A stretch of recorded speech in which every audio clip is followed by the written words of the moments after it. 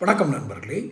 வடகிழக்கு மாகாணங்களில் நடந்த ஒரு வரலாற்று பின்புலம் என்ன அப்படின்னா, பிரிட்டிஷ் காலத்தில் மிக வீரதீரமாக எதிர்த்த வடகிழக்கு மாகாணம், இந்தியாவினுடைய வடகிழக்கு மாகாணங்கள்லேருந்து மிக வீரதீரமான போர் நடந்திருக்கு பிரிட்டிஷ் அரசாங்கத்தை எதிர்த்து.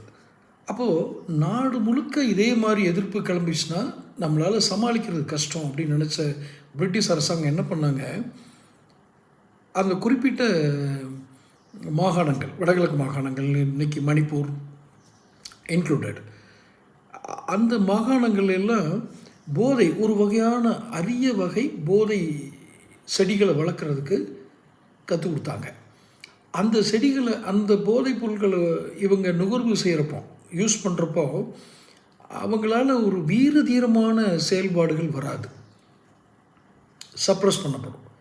ரொம்ப எதிர்த்து இது பண்ணணும்லாம் தோணாது. ரெண்டாவது அதை சார்ந்து அவங்களுடைய வாழ்க்கை போயிடும், அந்த போதைப் பொருட்கள் சார்ந்து அவங்க வாழ்க்கை போயிடும். அப்போது அந்த ஈஸியாக அவங்கள கண்ட்ரோல் பண்ணிடலான்னு பிரிட்டிஷ் அரசாங்கம் பண்ண வேலை தான் இன்னை வரைக்கும் மணிப்பூரில் அது வேறு வேறு வடிவங்களில் அது வந்திருக்கு. இன்றைக்கி அதை அரசியல் கட்சிகள் வேறு வேறு இதை காட்டிக்கிறாங்க.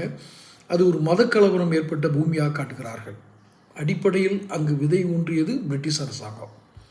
இது இந்திய வரலாறு தெரிஞ்சவர்கள் தெரியும்.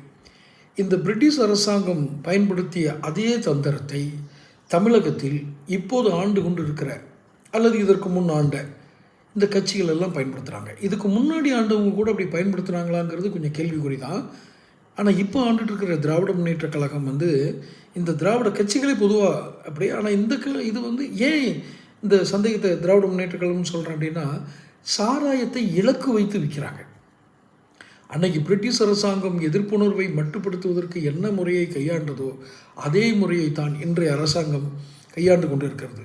மது விற்பனையை உயர்த்தி அந்த எதிர்ப்புணர்ச்சியை மழுங்கடிக்க செய்து, இந்த ஆட்சி நல்லதா கெட்டதான்லாம் பார்க்காம சாராயம் வாங்குறது காசு கொடுத்தாலே போதும், கும்பிட்ற சாமின்னு சொல்லிட்டு போயிடுவாங்க அப்படிங்கிற ஒரு நிலையை இந்த அரசாங்கம் உபயோகித்து கொண்டிருக்கிறதோ என்ற சந்தேகம் நமக்கு வருகிறது. இது பிரிட்டிஷ் அரசாங்கம் அன்று சுதந்திர போராட்டத்தை ஒடுக்குவதற்காக வடகிழக்கு மாகாணங்களில் விதைத்த அதே தீ இன்றைக்கு தமிழகத்தில் வேறு விதமாக நம்மளை மட்டுப்படுத்துறது, சப்ரஸ் பண்ணுறதுக்கெலாம் பண்ணுறாங்களோன்னு எனக்கு தோணுது. இதில் இன்னும் சில போதைகளையும் கொடுக்குறார்கள். மொழிப்போரை நான் குற்றப்படுத்தவில்லை. ஹிந்தி எதிர்ப்பு அப்படி கூட வச்சுக்கோ. ஹிந்தி எதிர்ப்பு, சுயமரியாதை, மாநில சுயாட்சி, அப்புறம் மத்திய அரசு நிதி தரல, நிறைய பேசுவோம். சேனல் சப்ஸ்கிரைப் பண்ணிக்கங்க.